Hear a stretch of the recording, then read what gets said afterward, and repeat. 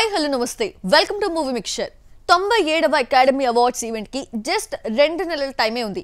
దీంతో academy of motion picture arts and sciences ఈ ఏడాది ఆస్కార్ కి అర్హత సాధించిన 323 చలన చిత్రాల జాబితాను వెల్లడించింది.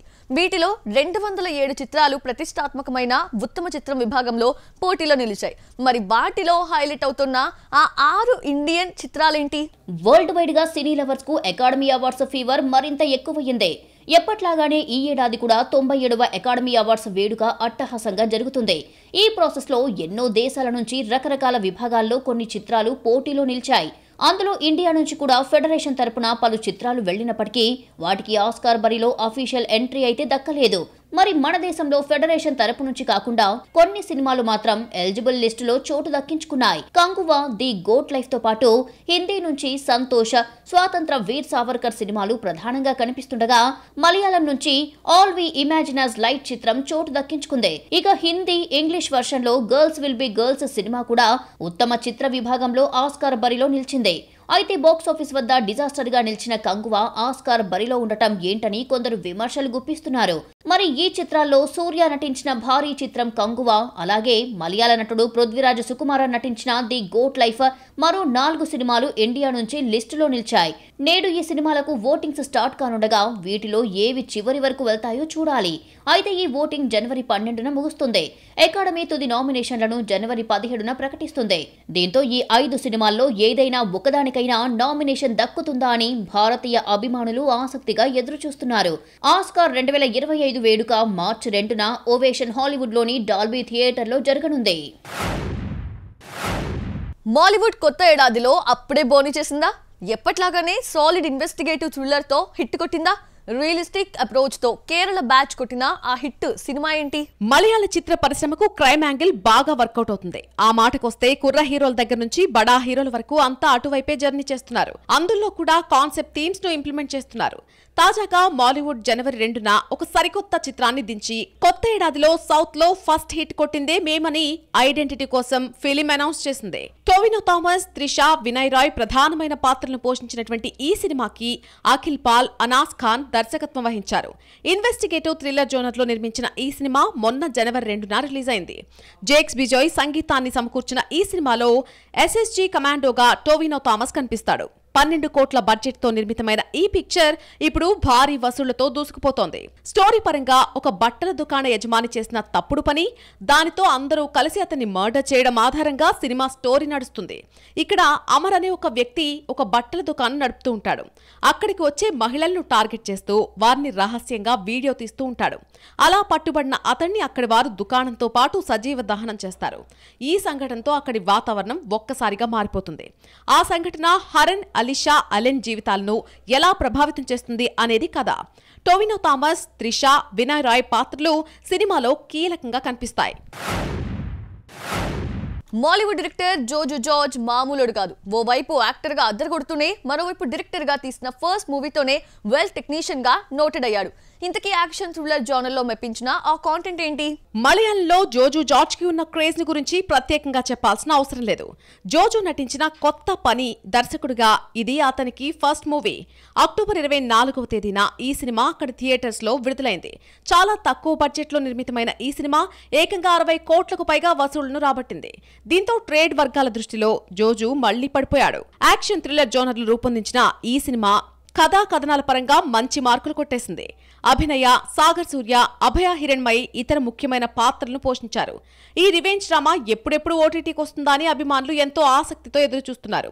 ఈ నెల 16వ తేదీ నుంచి దీనిని సోనీ లివ్ లో స్ట్రీమింగ్ చేయనున్నట్టు అఫీషియల్ గా అనౌన్స్ చేశారు. పని మూవీలో గిరి అనే పాత్రలో జోజు జార్జ్ కనిపిస్తాడు. త్రిశూర్ నేపథ్యంలో ఈ కథ నడుస్తుంది. అక్కడ 2 గ్యాంగ్ల మధ్య ఆధిపత్య పోరు నడుస్తూ ఉంటుంది. ఏ క్షణంలో ఏం జరుగుతుందోనని ఆ ప్రాంత ప్రజలు భయం గుప్పెట్లో బ్రతుకుతూ ఉంటారు. ఆ గొడవ గిరి దంపతులపై ఎలాంటి ప్రభావం చూపిస్తుంది, వారి జీవితాన్ని ఎలాంటి మలుపు తిప్పుతుంది అనేది కథ. ఇక మలయాళంతో పాటు తెలుగు, తమిళ, కన్నడ, హిందీ భాషల్లో కూడా అందుబాటులోకి రాబోతోంది. ఫిల్మీ స్టార్స్ ఇన్వెస్ట్మెంట్స్ ఎక్కడ ఎక్కువగా చేస్తున్నారు? ప్రొడక్షన్ హౌస్లతో పాటు ల్యాండ్ బ్యాంక్ పెంచుకునే పనిలో తారలున్నారా? స్టార్టప్స్ విషయంలోనూ స్టార్స్ ముందు చూపుతో ముందుకెళ్తున్నారా? రెమ్యునరేషన్ తో పాటు బ్రాండ్ ఎండోర్స్మెంట్స్ ద్వారా కోట్ల రూపాయలు సంపాదిస్తున్న మన సినీ తారలు ఆ డబ్బును తెలివిగా పెట్టుబడుల్లోకి మళ్లిస్తున్నారు. షేర్లు, బంగారంతో పాటు మన తారల చూపు రియల్ ఎస్టేట్ పై ఉంటుంది. దేశ విదేశాల్లోని ప్రఖ్యాత సంస్థల వెంచర్లలో పెట్టుబడులు పెట్టడంతో పాటు కమర్షియల్ కాంప్లెక్స్ల నిర్మాణం వైపు వెళ్తున్నారు. ఇంకొందరైతే ఎకరాలకు ఎకరాలే కొని పారిస్తున్నారట.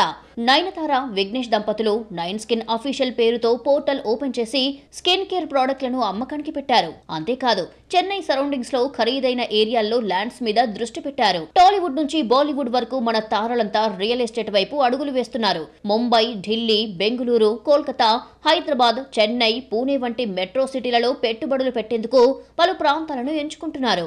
ఇక్కడ ఇన్వెస్ట్ చేస్తే భవిష్యత్తులో భారీ లాభాలను అందుకోవచ్చని భావిస్తున్నారు. టాలీవుడ్ కంటే బాలీవుడ్ స్టార్స్ ఈ విషయంలో ముందు చూపుతో ఆలోచిస్తున్నారట. అమితాబ్, అభిషేక్లు ముంబైలోని ములుండు ప్రాంతంలో ఒబెరాయ్ ఎటర్నియా అనే ప్రాజెక్టులో రీసెంట్ గా 25 కోట్లు ఇన్వెస్ట్ చేసి 10 ఫ్లాట్లను కొనుగోలు చేసినట్లుగా talk. Bollywood big B Amitabh Bachchan గడిచిన 4 ఏళ్లు రియల్ ఎస్టేట్ సెక్టార్ లో ఎంత లేదన్నా 200 కోట్లకు పైగా పెట్టుబడులు పెట్టారట. అంతకుముందు 2011, 2013 ప్రాంతంలోనే బిట్ కాయిన్ లో 100 కోట్ల వరకు ఇన్వెస్ట్ చేసినట్లుగా క్రిప్టో లవర్స్ చెప్పుకున్నారు. ఇక రీసెంట్ గా శ్రీదేవి కుమార్తె జాన్వీ కపూర్ 170 కోట్లు, రణ్వీర్ సింగ్, దీపికలు 160 కోట్లు, షాహిద్ కపూర్ 59 కోట్లకు పైగా రియల్ ఎస్టేట్ లో ఇన్వెస్ట్ చేసినట్లుగా బీటౌన్ మీడియా చెబుతోంది. అజయ్ దేవగన్ దంపతులు 110 కోట్లతో 5 ఆఫీసులను రిజిస్టార్ ఆఫీస్ లో విశాల్ వీరేంద్ర దేవగన్ పేరుతో రిజిస్టర్ చేయించారట. ఇక్కడ అజయ్ దేవగన్ అసలు పేరు విశాల్ వీరేంద్ర దేవగన్. ఇలా చాలా మంది బీటౌన్ బ్యాచ్ ల్యాండ్ బ్యాంక్ విషయంలో తమ భవిష్యత్తును చూసుకుంటున్నారు. ఏఆర్ రెహమాన్ మేనలుడు జీవి ప్రకాష్ ఇకపై హీరోగానే కొనసాగుతాడా? హిమేష్ రేష్మియా, విజయ్ ఆంటోనీ తర్వాత హీరోగా కొనసాగే సంగీత దర్శకుడు జీవి ప్రకాషేనా? శివకార్తికేయన్ లాంచ్ చేసిన Kingston first look G V Prakash ని ఇంకో మెట్టు పైకి తీసుకెళ్లే సినిమాయేనా? Kollywood music director come actor G V Prakash Kumar ప్రేక్షకుల్లో తమ ఇమేజ్ మరింత పెంచుకుంటున్నాడు. ఇటు అద్భుతమైన సంగీతం అందిస్తూనే సమయం దొరికినప్పుడల్లా నటనలోనూ రాణిస్తున్నాడు. ఇటీవల జీవి ప్రకాష్ కుమార్ కంపోజ్ చేసిన పాటలు తెలుగులోనూ వరుస విజయాలు అందుకుంటున్నాయి. అయితే ఇప్పుడు ఈ యంగ్ మ్యూజిక్ డైరెక్టర్ హీరోగా మారి చేస్తున్న సినిమా కింగ్స్టన్. పూర్తి అడ్వెంచర్ మూవీగా రాబోతున్న ఈ సినిమాను కమల్ ప్రకాష్ డైరెక్ట్ చేస్తున్నారు. ఇక ఈ సినిమాకు సంబంధించిన ఫస్ట్ లుక్ పోస్టర్ ను తాజాగా తమిళ స్టార్ హీరో శివకార్తికేయన్ లాంచ్ చేశారు. ఈ పోస్టర్ తోనే సినిమాపై మంచి అంచనాలు క్రియేట్ అయ్యేలా చేశారు మేకర్స్. ఈ సినిమా అన్ని వర్గాల ప్రేక్షకులను ఆకట్టుకునే విధంగా రాబోతుందని మేకర్స్ చెబుతున్నారు. శివకార్తికేయన్ లాంచ్ చేసిన ఫస్ట్ లుక్ చూశాక ఆడియన్స్ కు సినిమాపై క్యూరియాసిటీ పెరిగింది. ఇక జీవి ప్రకాష్ కూడా గత కొంతకాలంగా పర్సనల్ లైఫ్ ఇష్యూలతో కోలీవుడ్ లో న్యూస్ మేకర్ గా మారుతూ వచ్చాడు. తన లైఫ్ పార్ట్నర్ సైంధవికి ఇచ్చిన డివోర్స్ విషయంలో అల్లరైన ఈ కుర్ర సంగీత దర్శకుడు నటి దివ్య భారతితో డేటింగ్ చేస్తున్నాడు అనే రూమర్స్ ను గత కొంతకాలంగా ఫేస్ చేస్తూ వస్తున్నాడు. ఇలాంటి సిచ్యువేషన్ లో అదే దివ్య భారతితో కింగ్స్టన్ మూవీలో మళ్లీ కలిసి నటించడం తమిళ సినీ పరిశ్రమలో హాట్ టాపిక్ అయి కూర్చుంది. ఇది చాలదు అన్నట్లు విజయ్ ఆంటోనీ తరహాలో జీవి ప్రకాష్ ఇకపై హీరోగా మాత్రమే చేస్తూ తన సినిమాల వరకు మ్యూజిక్ తానే కంపోజ్ చేసుకుంటాడు అనే చర్చ నడుస్తుంది. హనీ రోజ్ వర్గీస్ మాలీవుడ్ లో ఆ మధ్య ఎంతటి హాట్ పోరీ అయినా బిజీ కాలేకపోయింది. మేకర్స్ ఆమెను హీరోయిన్ గా యాక్సెప్ట్ చేయలేకపోతున్నారు. ఓన్లీ ఐటమ్ గర్ల్ గానే ట్వీట్ చేస్తున్నారు. ఇలాంటి సందర్భంలో హనీ రోజ్ కూడా మీ టూ క్యాంపెయిన్ లోకి వచ్చి చేరడం కేరళలో పెద్ద చర్చనీయాంశమే అయింది. మలయాళ సినీ రంగంలో పలువురు నటీమణులు రీసెంట్ గా లైంగిక ఆరోపణలు చేస్తూ సంచలన విషయాలను బయటపెట్టారు. ఈ క్రమంలో కొందరు నటులు, నిర్మాతల నిజస్వరూపం బయటపడింది. ఆ రకంగా ఈ లైంగిక ఆరోపణలపై జస్టిస్ హేమా కమిటీ రూపొందించిన నివేదిక ఆ మధ్య హాట్ టాపిక్ గా మారింది. అయితే తాజాగా లైంగిక వేధింపులపై మరో క్రేజీ హీరోయిన్ హనీ రోజ్ నోరు విప్పింది. హనీ రోజ్ తాజాగా చేసిన ఓ పోస్ట్ ప్రకారం తనను ఓ బిజినెస్ మ్యాన్ వెంబడిస్తూ లైంగిక వేధింపులకు గురి చేస్తున్నాడు అని సోషల్ మీడియాలో పోస్ట్ పెట్టడం ఇప్పుడు హాట్ టాపిక్ అయ్యింది. అంతేకాదు అందులో గతంలో ఓ వ్యక్తి నిర్వహించిన ఈవెంట్ కు నేను హాజరయ్యాను. అప్పటి నుంచి అతను నా వెంట పడుతూ నన్ను లైంగికంగా వేధిస్తున్నాడు. అటు సోషల్ మీడియాలోనూ నా పరువుకు భంగం కలిగేలా ప్రవర్తిస్తున్నాడు. నేనెక్కడికి వెళ్తే అక్కడ ప్రత్యక్షమవుతున్నాడు అంటూ హనీ రోజ్ పేర్కొంది. అతడిపై చట్టపరంగా పోరాడతాను అని హనీ రోజ్ అంటుంది. హనీ రోజ్ గత కొంతకాలంగా సినిమా సినిమాల కంటే ఈవెంట్స్ లోనే ఎక్కువగా కనిపిస్తుంది. ఆ మాటకొస్తే దేశం దాటి వెళ్లి మరీ కొన్ని స్పెషల్ ఈవెంట్స్ కు వెళ్తుంది. అయితే లోకల్ గా వెళ్లే ఈవెంట్స్ తో మాత్రమే హనీ రోజ్ కు కష్టం వచ్చి పడింది. సదరు బిజినెస్ మ్యాన్ ఎవరో ప్రస్తుతానికి పేరు చెప్పకపోయినా హేమా కమిటీని కలిసిన తర్వాత దీనిపై డీటెయిల్స్ చెప్పినా చెప్పొచ్చు అంటున్నారు. బట్ హనీ రోజ్ వ్యవహారాన్ని అంతవరకు తీసుకువెళ్లకుండానే ఇష్యూని క్లోజ్ చెయ్యొచ్చు అనేది కొచ్చిన్ వర్గాల వాదన. చూద్దాం నెక్స్ట్ పోస్ట్ లో దీనికి కంటిన్యూటీ ఇస్తుందో లేదో. సో చూసారు కదా, ఇది వాళ్ళ మన movie mixture. Next movie mixture లో మళ్ళీ కలుద్దాం. Till then bye.